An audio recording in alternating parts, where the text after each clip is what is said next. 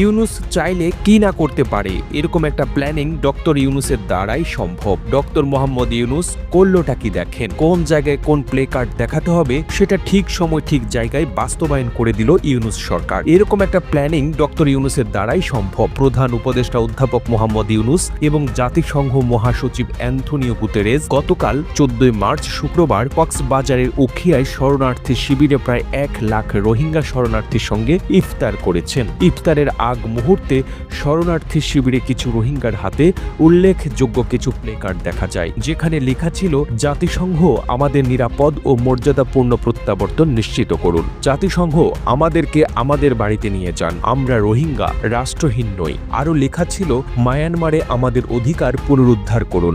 আপনার কি মনে হয় জাতিসংঘ মহাসচিব অ্যান্থনিও গুতেরেস বাংলাদেশ সফরে আসবেন আর রোহিঙ্গারা এই ধরনের প্লে কার্ড নিয়ে দাঁড়িয়ে থাকবেন? এসব এমনি হয়েছে? মোটেও না। এসব কিছু হচ্ছে ডক্টর মোহাম্মদ ইউনূসের প্ল্যানিং মোতাবেক। তাছাড়া জাতিসংঘ মহাসচিব বলেছেন, আগামী বছর মায়ানমারে রোহিঙ্গাদের ফিরিয়ে নিয়ে সেখানে তাদের সাথে ইফতার করতে চান। ভাবতে পারেন। তাছাড়া রোহিঙ্গাদের উদ্দেশ্যে ডক্টর মোহাম্মদ ইউনূস চট্টগ্রামের আঞ্চলিক ভাষায় যে বক্তৃতা দিয়েছেন তা শুনে সত্যিই আমি মুগ্ধ।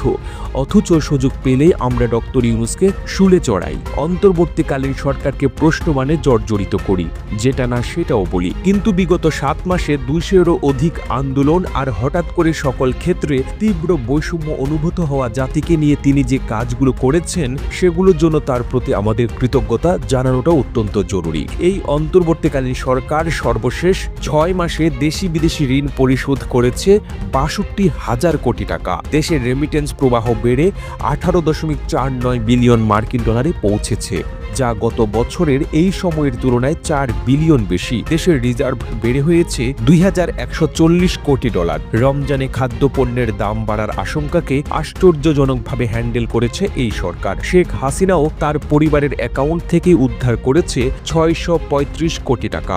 দেশের খাদ্যপণ্যে ভর্তুকি বেড়েছে প্রায় 12%। গত 22 মাসের তুলনায় সর্বনিম্ন মুদ্রাস্ফীতি হয়েছে এই ফেব্রুয়ারি। এমনকি ধর্ষণের মতো ঘটনাগুলোর তদন্ত 15 দিন এবং বিচার 90 দিনের মধ্যে করার সিদ্ধান্ত হয়েছে। আওয়ামী আমলে অর্থনৈতিক কেলেঙ্কারির কারণে বাফুফের উপর ফিফা নিষেধাজ্ঞা দিয়েছিল, বাফুফের সেই নিষেধাজ্ঞা তুলে নিয়েছে ফিফা। সরকারি চাকুরিতে প্রবেশের বয়স 30 থেকে 32 করা হয়েছে। স্কুলের বইগুলোতে শেখ হাসিনার উল্টাপাল্টা সিলেবাস আর পারিবারিক তোষামোদের গল্প বাদ দিয়ে একটা সাজানো গোছানো সিলেবাস দেওয়া হচ্ছে। এখন থেকে প্রাথমিকের প্রধান শিক্ষকেরা পাবেন 2য় শ্রেণীর গ্যাজেটেড কর্মকর্তার মর্যাদা। সর্বশেষ জাতিসংঘের মহাসচিব 4 দিনের জন্য বাংলাদেশ সফরে এসেছেন।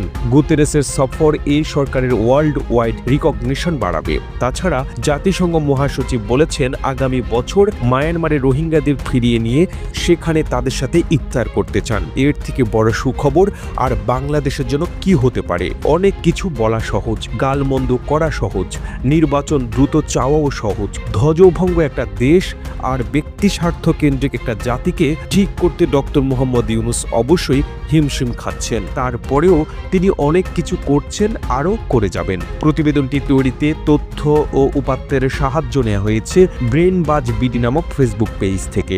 আর এতক্ষণ আপনারা সঙ্গে ছিলেন বিশ্ব বাংলার। সেই সঙ্গে আপনি বাংলাদেশের কোন জেলা থেকে এই ভিডিওটি দেখছেন আমাদের কমেন্ট করে জানান। আমরা পরবর্তী ভিডিওতে আপনাকে ধন্যবাদ জানাতে ভুলব না। এতক্ষণ বিশ্ব বাংলার সাথে থাকার জন্য অসংখ্য ধন্যবাদ।